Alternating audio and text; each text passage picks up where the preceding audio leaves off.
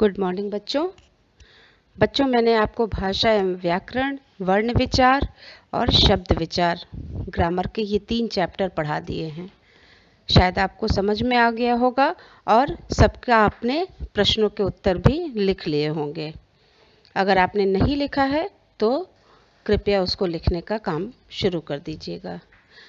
Rough copy में या fair copy में जो भी आपके पास है, जो भी आसानी से उपलब्ध है आपके पास, उस कॉपी में उसको करने का प्रयास करिए। और बच्चों, बार बार एक ही सवाल आपकी तरफ से आता है कि मिस मैं किस कॉपी में करूं, तो मैंने पिछले 2 वीडियोस में अपने भेज दिया है कि आप अपने पास जो भी कॉपी है उसमें करने का काम शुरू कर दीजिए, लेकिन एकदम नीट एंड क्लीन होना चाहिए, साफ सुथरा होना चाहिए, ताकि जब वो कॉपी मेरे पास आए तो मैं उसको अच्छे से चेक कर सकूं। भाषा और व्याकरण जो मैंने आपको समझाया था, उसमें मैंने आपको जो क्वेश्चन आंसर करने को दिया था वो अच्छी तरह से आपको समझ में आ गया होगा। किसी बच्चे ने बोला कि मुझे मानक भाषा समझ में नहीं आया। बच्चों, मैंने कितनी बार मानक भाषा कितनी बार समझाया, अर्थ समझा दिया है उसका। आप वीडियो को ध्यान से सुनने का प्रयास करिए और उसके बाद अगर नहीं समझ में आता है तब आप मैंने जो उसका आंसर भी लिखवाया है उसको सुनिए और लिखिए, फिर आप समझिए। वर्ण विचार भी मैंने समझाया है।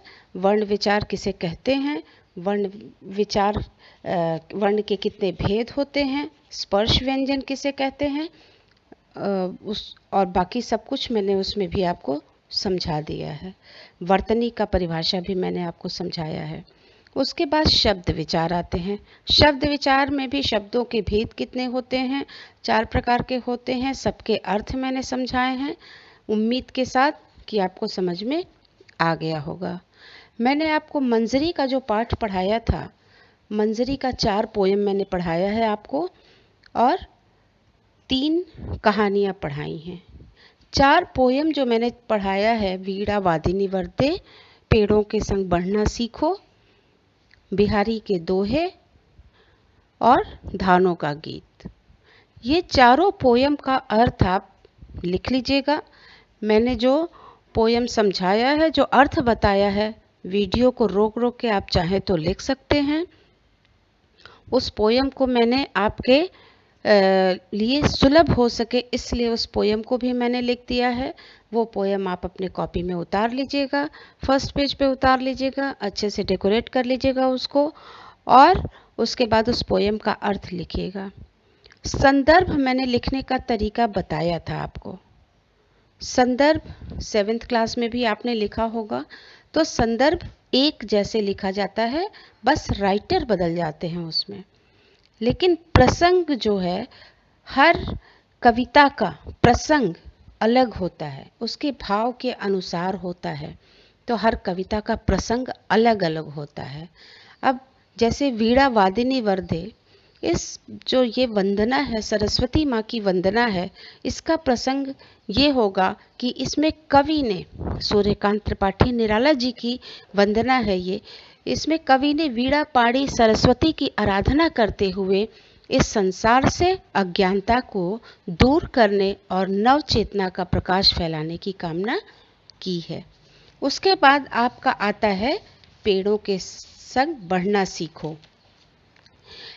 पेड़ों के संग बढ़ना सीखो का प्रसंग है कि इसमें कवि ने पर्यावरण को संरक्षित करने की प्रेरणा दी है, अर्थात मनुष्य पर्यावरण को किस ढंग से बचा के रख सकते हैं उसके बारे में बताया है। उसके बाद आपका आता है बिहारी के दोहे। बिहारी के दोहे का प्रसंग है कि उसमें कवि ने नैतिक एवं व्यवहारिक जीवन मूल्यों को स्पष्ट किया है।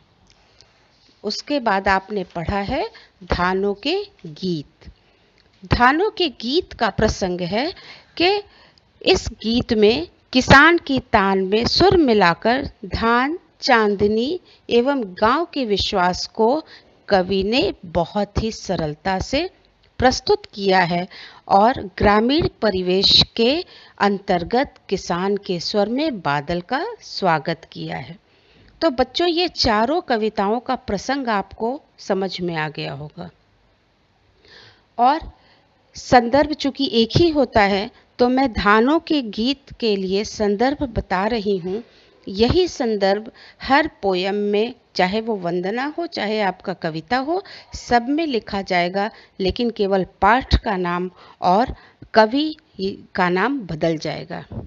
जैसे धानों का गीत का संदर्भ है, प्रस्तुत पद्यांश हमारी पाठ्य पुस्तक मंजरी भाग 8 के धानों का गीत नामक पाठ से अवतरित है।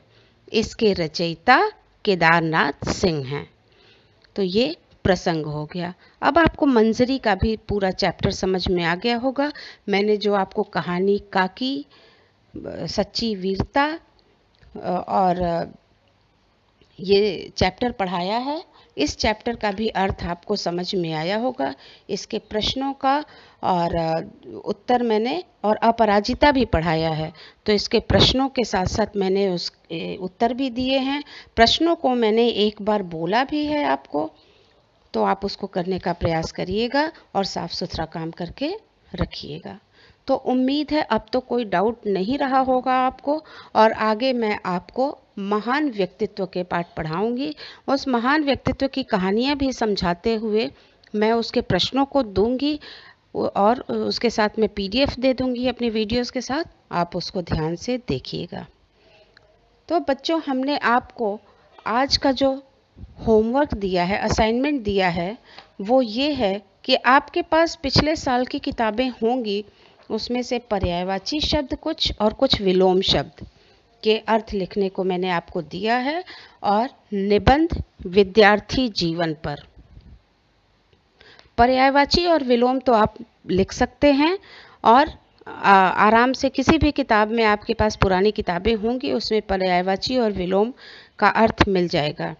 जहाँ तक निबंध का सवाल है, निबंध लिखना, जब निबंध का मतलब ही होता है बांध के रखना।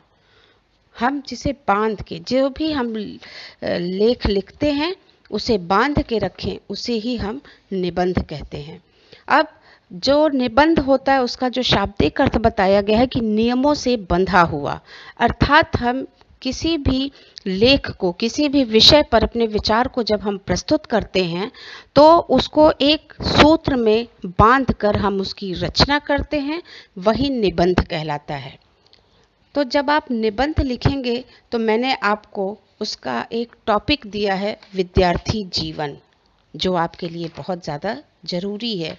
इस विद्यार्थी जीवन में जो आप निबंध लिखेंगे उसमें सबसे पहले आप प्रस्तावना लिखेंगे, विद्यार्थी जीवन है क्या इस बारे में बताएंगे, विद्यार्थी जीवन कहते किसे हैं, उसका असली अर्थ क्या है उसके बारे में बताएंगे।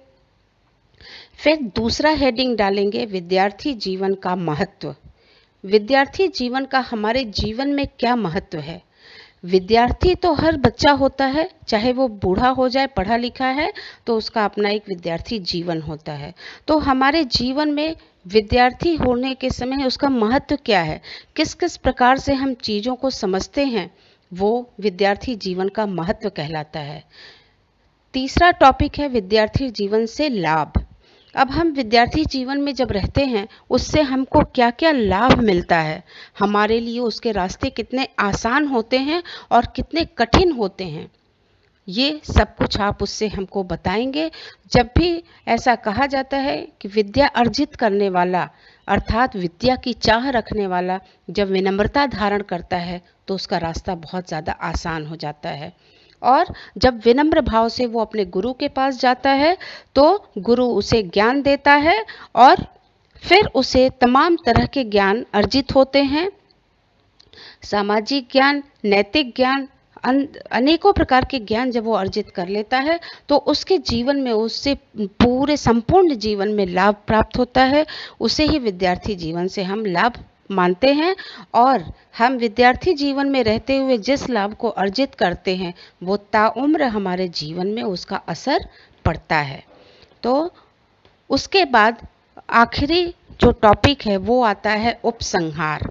इसका तात्पर्य ये है कि आपने जो निबंध लिखा ऊपर, उस निबंध का सार क्या है, उस निबंध को आपने शॉर्ट में करके, छोटे में करके किस प्रकार पूरे विद्यार्थी जीवन को समझा है, उसको आप उपसंहार में लिखेंगे। उपसंहार का मतलब है पूरे टॉपिक का पूरा जो आपने विषय रखा, जो लेख रखा, उसका पूरा निचोड़। तो इस प्रकार विद्यार्थी जीवन का आखिरी टॉपिक है उपसंहार। ये विद्यार्थी जीवन पर निबंध मैंने आपको गृह कार्य में दिया है। आप इसको बहुत अच्छे से करिएगा, साफ सुथरा करिएगा, टॉपिक के साथ करके ले आइएगा, और इस उम्मीद के साथ कि आप अपना होमवर्क अच्छे से करेंगे, मैं आज आपको शनिवार का होमवर्क दे रही हूँ। धन्यवाद बच्चों।